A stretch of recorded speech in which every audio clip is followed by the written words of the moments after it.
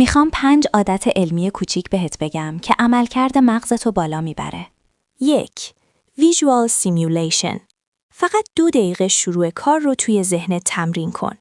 تحقیقات کاسلین نشون میده وقتی مغز صحنه شروع رو تصور میکنه، مقاومتش برای شروع خیلی کمتر میشه. 2. Closing Ritual. 30 ثانیه. قبل رها کردن هر کار 3 جمله بنویس. چی کار کردم؟ بعدش چی باید بشه؟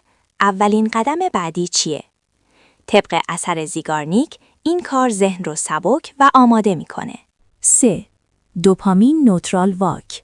5 دقیقه. 5 دقیقه راه برو بدون گوشی و موزیک. تحقیقات شولتز نشون میده این کار سطح دوپامین رو ریست میکنه و انرژی مغز برمیگرده. 4.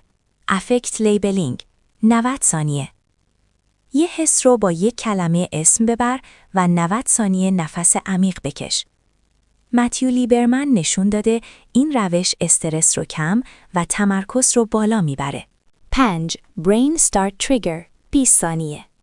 قبل شروع کار یک محرک ثابت انتخاب کن. ضربه انگشت، جمله کوتاه یا لمس خاص. طبق مدل رسکورلا واگنر، مغز این محرک رو تبدیل میکنه به سیگنال شروع.